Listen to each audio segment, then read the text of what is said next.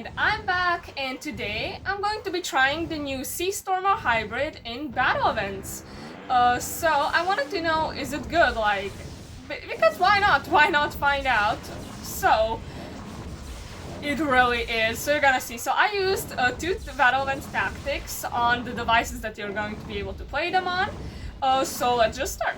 So here you can see the table that I used in my video, what is the best battle event tactic, and there I was trying out with different dragons. This is pretty much the whole thing. So I'm using like damage per minute to see how good a dragon is. So you can read all of this if you want, but you don't have to, because on the end of the day, I'm just gonna show you how it is.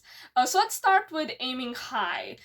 So aiming high tactic actually requires something. So it requires the dragon to have a lot of shots.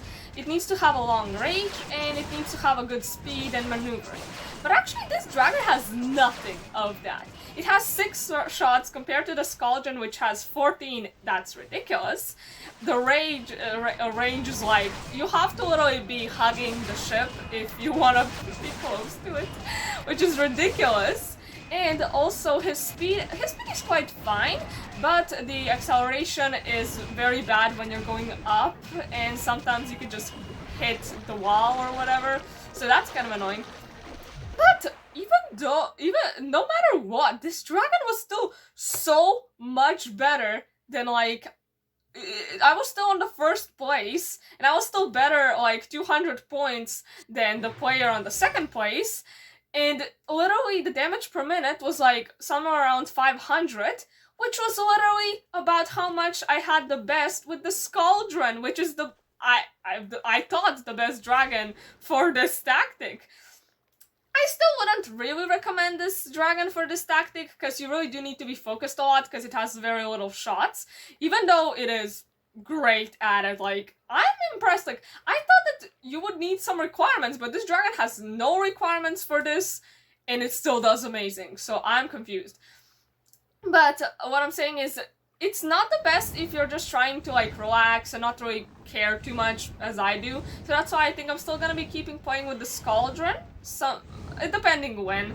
But the Skaldron lets you, like, kind of zone out, because it has 14 shots and you really don't have to do much. With this dragon you just have to go back and forth, but it pretty much gives you the same result. So you know what, you can choose what you want, which dragon you want.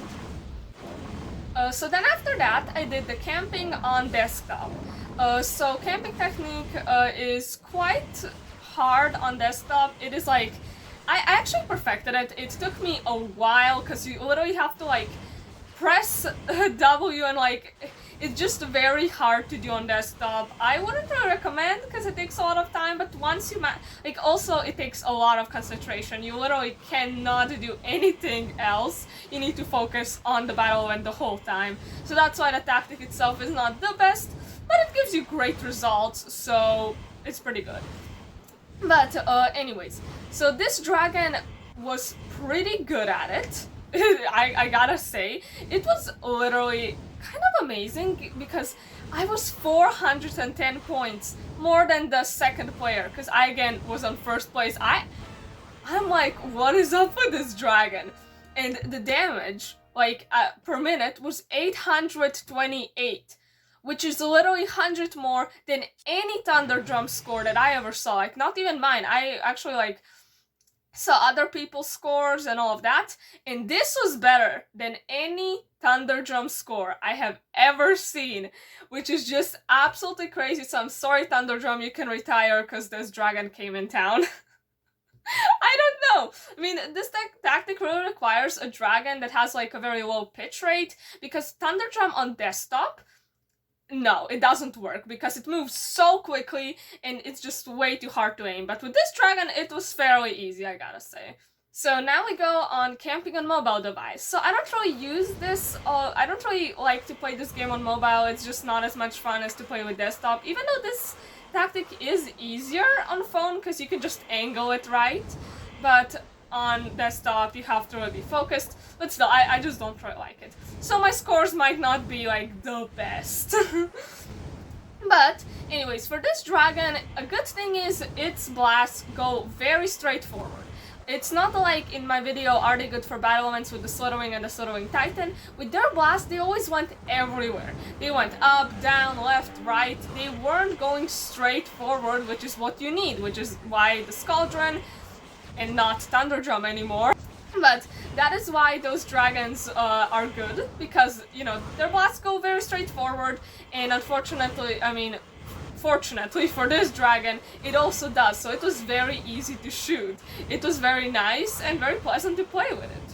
So in one of the battle events, I saw 5 Thunder Drums playing the battle event, and none of them were even close to my score, which is like, I'm sorry Thunder Drum, but this dragon is like so much better, and it's kind of amazing. And my damage per minute was 911. Like, that is absolutely insane. It's absolutely crazy. It's just amazing. I did not expect this, because honestly, like, usually dragons, like, I mean, I guess it makes sense. It is a title class dragon, and title class dragons are the ones that are best for battle events, but still. So one of those Thunder Drums that I was looking at, the player that was the best, had damage per minute 711, which is 200 less than this dragon, which is just, it's very interesting, and that is literally one of the highest scores I ever saw for the Thunder Drum. So it's like, yeah, unfortunately the Thunder Drum is dead.